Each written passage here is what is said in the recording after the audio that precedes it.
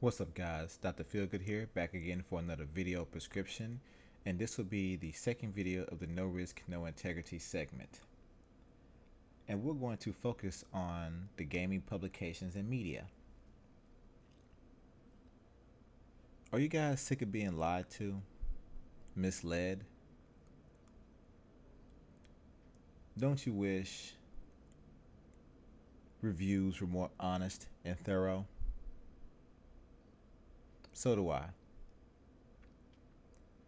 But this is what happens when sites such as GameSpot, IGN, Polygon, and Kotaku, and many others are paid quote unquote advertising dollars. Now, as a person that has a side business in addition to my regular job, let me say that I understand that publications pay their employees primarily through advertising revenue, meaning third-party businesses from all aspects come in and pay money to have their products plastered all over their websites or magazines. I get that. Everybody has bills, everyone has to eat. However, this is causing a huge problem in the gaming industry, specifically the 8th generation. Let me ask you guys a question. Do you still think Grand Theft Auto is a 5 is a 9 out of 10 or a 10 out of 10? Do you still think Destiny and Watch Dogs were the quote unquote next gen masterpieces or titles? Probably not. But with the amount of advertising they received, our senses were bombarded with it. You would think these games are the best of the best. But that is not the case.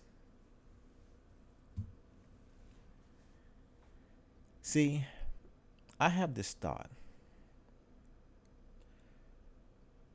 I've been gaming for 3 decades. Back before the internet took off, there were video game magazines, and there still are a few today, but back then it was a big thing. I recall subscribing to GamePro, which is my favorite, Video Game Magazine, Electric Gaming Monthly, EGM2, and a few others, actually. I miss those days. Why? Because back then, more or less, the reviews, previews were very, very thorough and honest. So much so to the point where most of those magazines gave they had opinions of multiple people. Like, for instance, if there was a game that came out, let's say it was a first person shooter, they would have the resident first person shooter person review the game. They have a person that does not care for first person shooters at all, or at least not as much as anyone else. And they have a person that likes them but doesn't love them. Typically, that's the way it was. So you got the opinion of someone that loved that type of genre or that franchise, a person that either didn't know about it or didn't care for it, and someone in between. And let me tell you, back then, very few games got perfect 10s. I think the first one was Tony Hawk's Pro Skater 2. It was the first 10 out of 10 game. I could be wrong, but I do know it was one of them.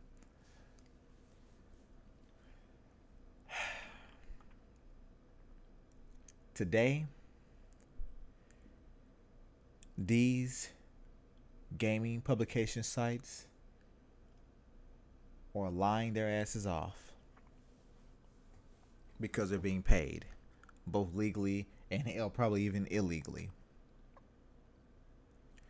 There is a reason why you see ads for Destiny, Grand Theft Auto 5, and Call of Duty plastered all over the place. No matter what game you're going to look for, you can go to a non-game related website or magazine and you will still see ads for these games. Even when it comes to the YouTubers, they're receiving monetary payments or free software to review these games. You don't think that they're more or less inclined to curve or pad the review, put a positive spin on it? People like Angry Joe, and they won't admit this when they're reviewing the game in their video, but they will give you 2 or 3 pros about a game, things they praise about it, and 5 or 10 cons. And at the end of the video, they'll say the game deserves a 9 out of 10 or a 10 out of 10. How the hell does a game deserve a score that high when you had more negatives than positives? Maybe my arithmetic is screwed up.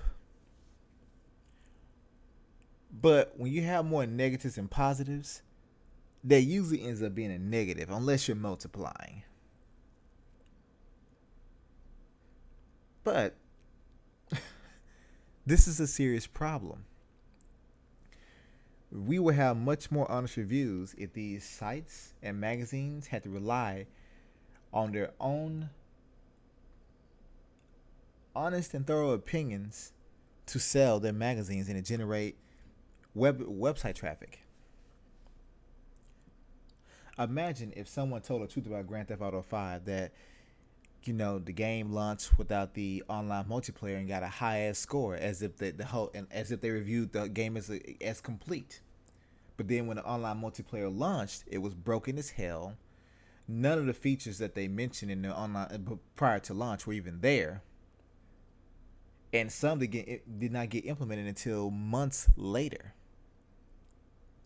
Did these people go back and take that 9 out of 10 and change it into maybe a 6 out of 10, 7? No.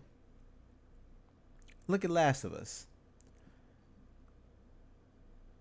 People like Colin Moriarty and Greg Miller gave that game 9s and perfect 10s. But you'll hear almost every gamer state that the AI was atrocious. And even now, after the fact, people going back, and I hear this quite often, saying it's a good game, but it wasn't a perfect one. It didn't deserve a 10 out of 10. But it is a damn good game. And I can agree with them. I own it.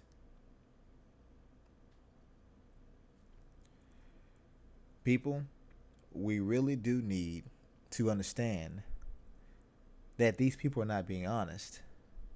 Because whenever you receive payment to do what you're already being paid to do, you're more or less inclined, and it's human, but you're more or less inclined to curve or pad the review because you want more offers like that. If your boss at your job, your manager walks up to you and says, man, you did a good job. Here's $1,000. Keep in mind, you already been paid to do this job. You mean to tell me you won't kiss his ass a little bit more to keep getting those same offers? Of course you will. Of course you will.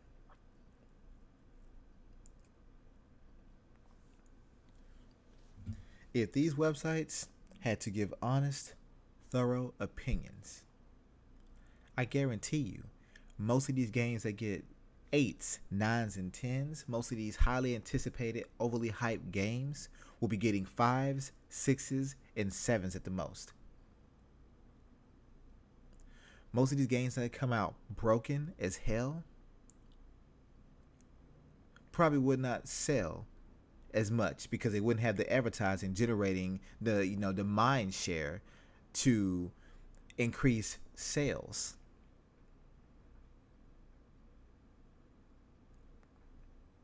It's all linked, people. So the next time you see a game that is plastered all over your favorite review website and even non-gaming sites, the next time you hear about a game having embargoes on reviews until the day of or after the release, take a step back and examine. Think about it. They're covering up their flaws. They're covering up the bullshit.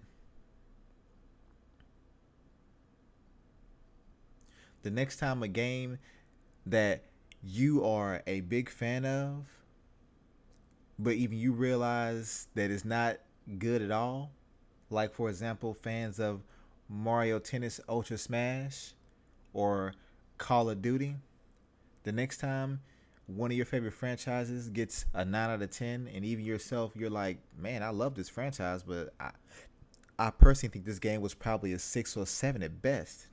More than likely, they were paid advertising dollars to curb their review score.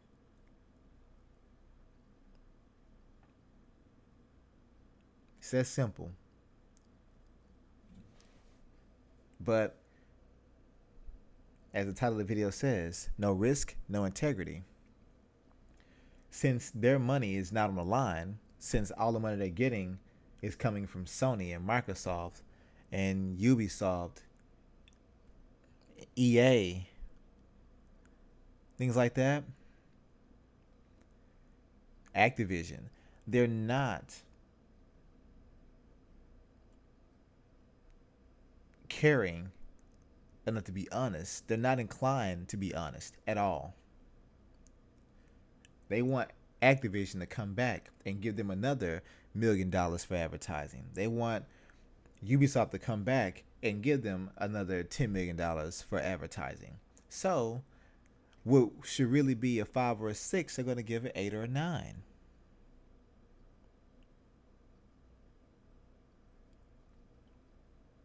But anyway, that's it for this video. Let me know your thoughts in the comment section. And as I always say, keep it gaming.